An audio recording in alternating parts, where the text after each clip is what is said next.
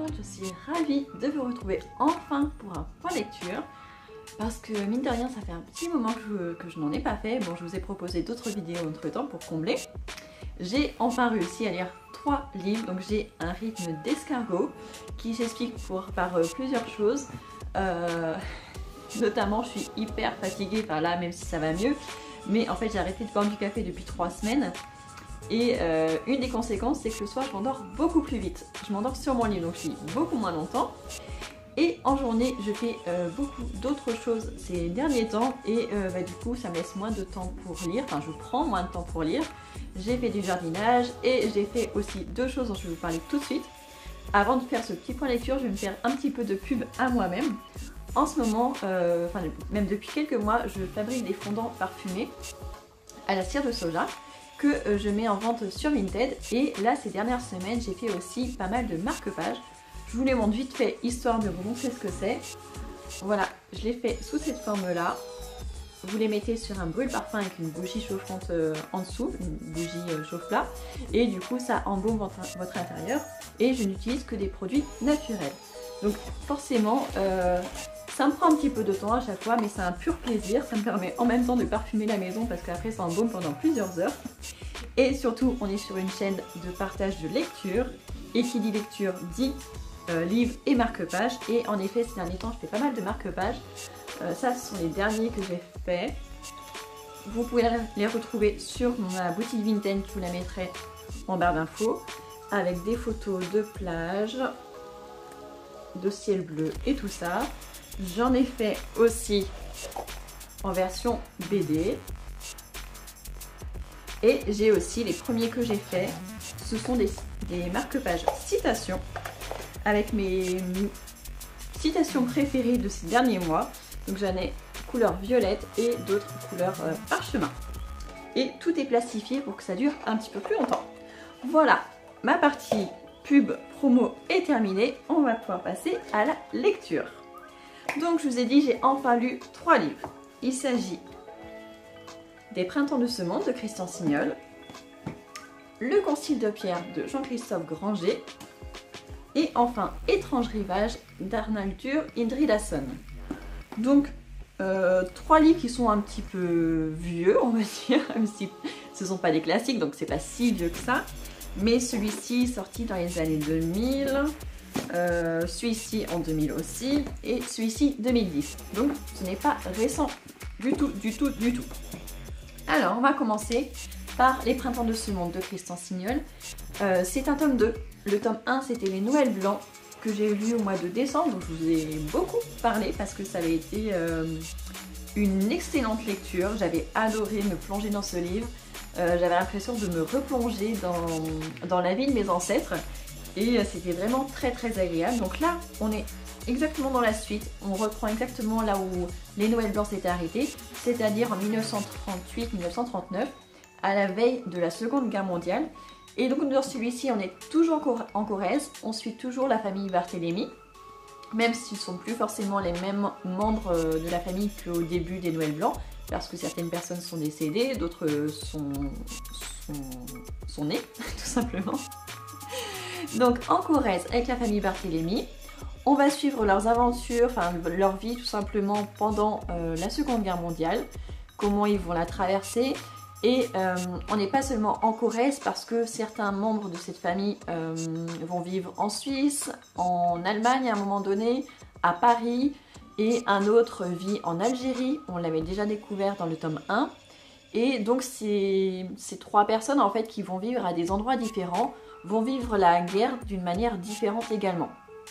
Et après on aura l'après-guerre, parce que ce livre il se termine en à peu près vers mai 68. Donc vous voyez ça couvre quand même une grande partie et du coup ça nous montre l'évolution de la société, l'évolution du mode de vie des familles, que ce soit à la campagne ou en ville, ou du coup on a aussi la guerre d'Algérie qui est mentionnée dans ce livre. Et donc il y a beaucoup de choses intéressantes. On a aussi les relations entre l'Allemagne et la France, mais pas seulement. On a aussi des histoires de guerre froide, parce qu'à un moment, un des personnages va à Berlin, au moment où il y a Berlin-Est et Berlin-Ouest. Donc c'est hyper intéressant. On est vraiment dans la suite des Noëls blancs et j'ai tout autant aimé. Alors il y a beaucoup de personnages par contre, donc je vous conseille de les lire vraiment de manière rapprochée, les 2 tomes, parce qu'il y a beaucoup de personnages, c'est vraiment une famille et on les suit quand même sur presque 70 ans, parce que ça commence en 1900 jusqu'en 1968. Donc il y a des changements, mais c'est hyper intéressant, c'est vraiment une analyse de la société. Donc ça, ces 2 tomes, les Noëls blancs et les Printemps de ce monde, je vais les conserver dans ma bibliothèque. Je vous ai dit récemment que je ne revendais plus systématiquement mes livres. Ça fait partie des livres que je vais conserver parce que c'est des livres qui sont sortis il y a un petit bout de temps, il y a quand même plus de 20 ans, qui ne seront pas forcément réédités. Et je trouve que ça fait vraiment un très bon témoignage de ce qu'a été la vie de certaines personnes dans ce 20e siècle. Donc ça, c'est un truc que je vais garder parce que j'aimerais bien que plus tard mes enfants puissent les lire. Ensuite, on passe au Concile de pierre de Jean-Christophe Granger. Alors pour la petite histoire, ce livre, enfin pas exactement celui-ci je l'ai racheté, mais ce roman je l'ai lu quand j'avais 14 ans, parce que je me souviens que pour le Noël de l'an 2000, une de mes belles-sœurs me l'avait offert. Et donc je me souvenais de certaines choses du roman, je me souvenais du titre, je me souvenais des prénoms de 2 personnages, et à part ça, quelques bribes comme ça, mais je me souvenais pas de toute l'histoire. Mais j'en avais quand même un excellent souvenir, je me souviens que je l'avais relu plusieurs fois. Et donc du coup, quand j'ai lu quel livre, Rivière pourpre, et que j'ai vu après que c'était en fait le même auteur, je me dis je vais relire, donc je l'ai racheté sur Vinted. Donc je vais vous lire le résumé. Un enfant venu du bout du monde dont le passé ressurgit peu à peu. Des tueurs implacables lancés à sa poursuite. Une femme prête à tout pour le sauver, même au prix le plus fort. Un voyage hallucinant jusqu'au cœur de la taïga mongole, là où règne la loi du concile de pierre, celle du combat originel. Quand l'homme, l'animal et l'esprit ne font qu'un, tous prêts à l'apocalypse. Bien plus encore que ses précédents romans, Les rivières pourpres et le vol des cigognes, le concile de pierre explose littéralement les limites du thriller traditionnel. Alors, c'est un polar, et encore, ils disent que c'est un polar, mais moi je le caserais plutôt du côté des thrillers, parce qu'au début, en effet, on suit un policier, mais ça dure vraiment pas longtemps, c'est vraiment pas le personnage principal. En fait, l'histoire, c'est qu'on a une jeune femme qui a 30 ans. On connaît un petit peu son passé avec les premières pages du livre, pour nous situer qui elle est, comment elle fonctionne, sa psychologie. Et on apprend très vite qu'en fait, elle se rend en Thaïlande pour adopter un petit garçon qui ne parle pas sa langue, dont elle ne sait pas vraiment d'où il est originaire, ni son âge exact.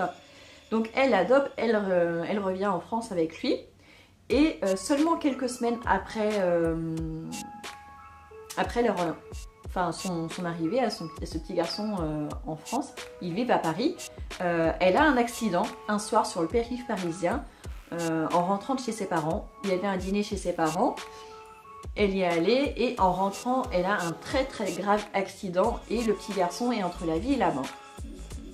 Et à partir de là, il va se passer énormément de choses.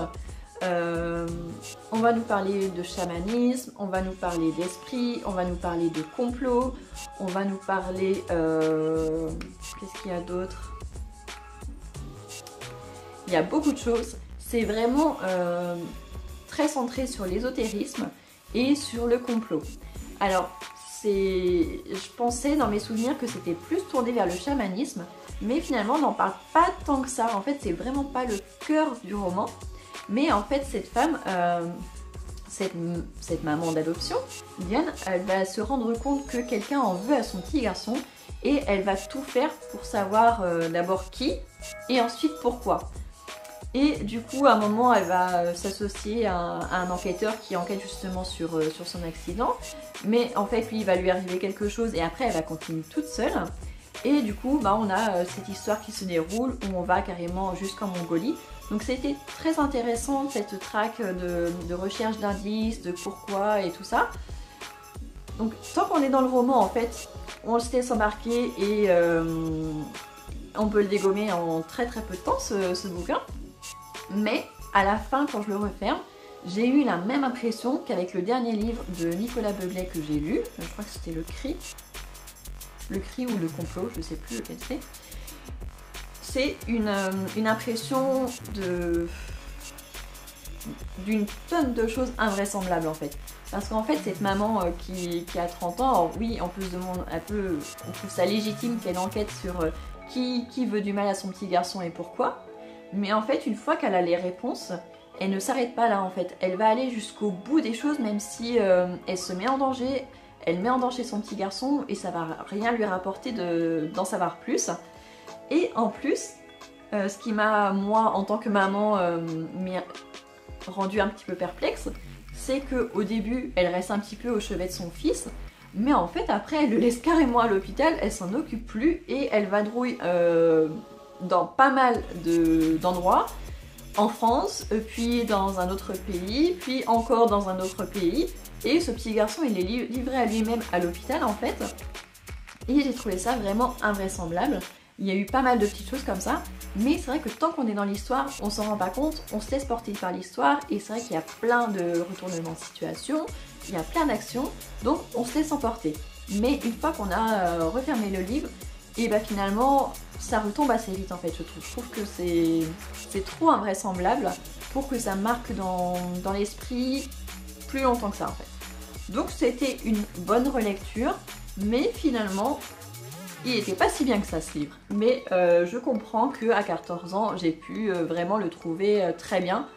Pour l'époque, pour l'âge que j'avais, c'est vrai que ça me sortait de ma zone de confort, c'était haletant et tout ça. Mais c'est vrai qu'avec du recul maintenant, bah, c'est vrai que c'est pas si chouette que ça.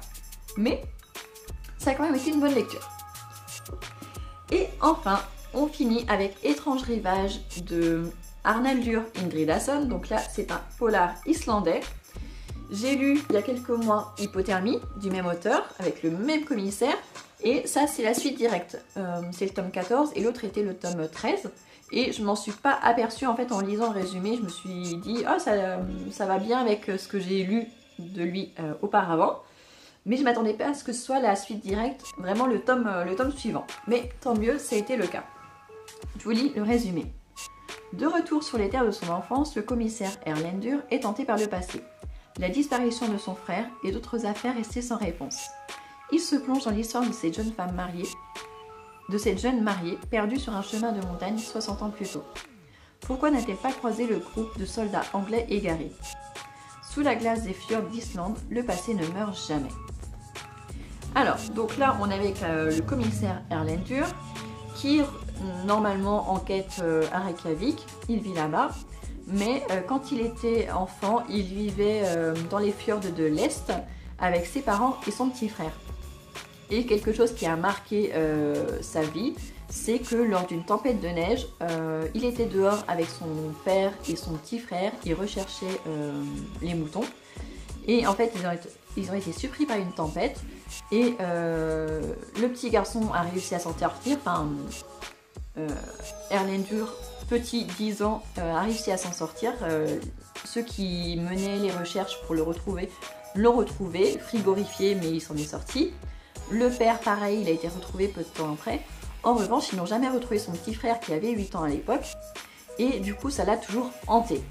Et donc régulièrement, il retourne dans son ancienne maison qui est maintenant complètement délabrée, et il retourne sur les pentes, sur les montagnes, là où il avait disparu, où son petit frère a disparu, en quête de réponse en fait. Parce que c'est une disparition et du coup il ne peut pas vraiment faire un deuil. Et là, dans ce tome-là, il va s'intéresser à une disparition qui a eu à peu près dans le même village ou dans le village d'à côté, bien avant la disparition de son petit frère, parce que je crois que c'est 60 ans plus tôt, peut-être même 70 ans plus tôt. Une jeune femme avait disparu lors d'une tempête de neige pareille, et on n'avait jamais retrouvé le corps.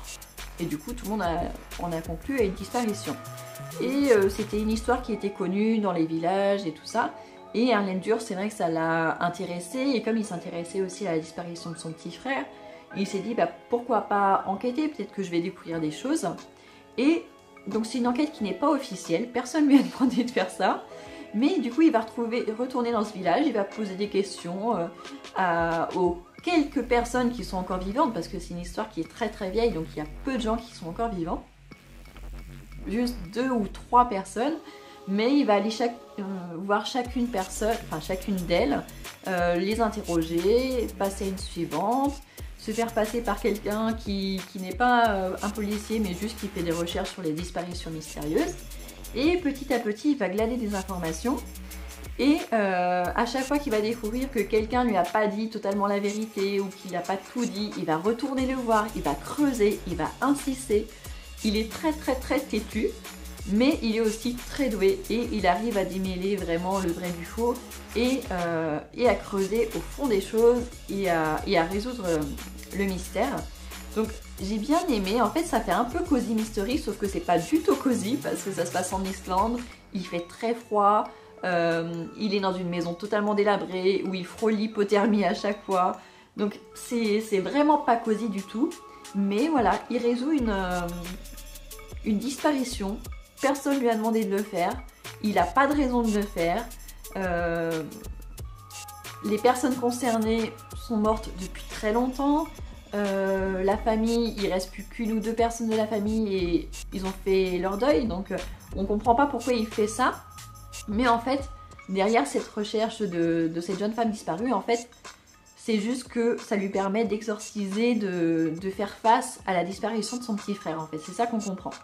Et d'après ce que je vois, c'est l'avant-dernier tome aussi des aventures du commissaire Erlendur. Donc le dernier, je pense pas l'avoir, j'ai un autre tome de cette saga, mais je crois que c'est plutôt dans les premiers. Donc je sais pas s'ils sont à la bibliothèque, ces romans-là. J'irai voir la prochaine fois, parce que j'aimerais bien savoir ce qui se passe dans le dernier tome. Pas forcément ce qu'il y a en début de saga, parce que du coup ça me spoil... Enfin, je connais beaucoup de choses de sa vie maintenant, mais j'aimerais bien savoir la suite. Donc c'était une bonne lecture. C'est un petit peu déroutant parce que on se dit, ah ouais, mais au début on se dit, mais en fait il va jamais trouver la solution, il va jamais pouvoir aller jusqu'au bout parce que les personnes sont mortes. Et mine de rien, avec très peu d'indices, il arrive à reconstituer ce qui s'est passé. Et j'ai trouvé ça très intéressant. C'est vraiment plein de petites énigmes. Et je trouve ça chouette parce que du coup ils disent que c'est un polar, mais c'est pas vraiment un polar parce que même s'il est policier, il n'enquête pas officiellement, donc voilà, c'est vraiment plus une résolution d'énigmes, de mystère, et j'ai bien aimé. Donc même l'autre, Hypothermie, j'avais bien aimé. Il a un style particulier, c'est vraiment pas un policier commun, mais voilà, j'aime bien. On sent qu'en Islande, il n'y a pas beaucoup de meurtres et que la police n'est pas très occupée, ils n'ont pas beaucoup de choses à faire, donc ils ont le temps de se pencher sur des choses qui n'ont pas beaucoup d'importance. Et j'aime bien. Voilà, donc ça c'était le 3e que j'ai lu. Donc voilà, j'ai fini avec mes 3 dernières lectures. Et actuellement, depuis 2 jours, je suis sur celui-ci que j'ai trouvé à la médiathèque. Quand je l'ai vu, je l'ai pris tout de suite parce que je me dis, il va pas rester longtemps. C'est Demain et demain et demain de Gabriel Zevin. C'est un des livres qui a été le plus vendu aux États-Unis en 2023 et je sais que même en France, il a fait un tabac. Je ne savais pas trop de quoi ça parlait, mais tout ce que je savais, c'est que tous ceux que j'avais vus avaient adoré. Donc j'ai eu un petit peu de mal à rentrer dans l'histoire parce que je l'ai commencé dans une salle d'attente. C'est pas forcément l'endroit le plus cosy. Mais voilà, donc ça, je vous en reparlerai. C'est un petit teaser pour la prochaine fois. J'espère que cette petite vidéo vous a plu. Dites-moi si vous avez déjà lu ces livres et si oui, s'ils vous ont plu. Et on se retrouve très prochainement pour une nouvelle vidéo. Ciao!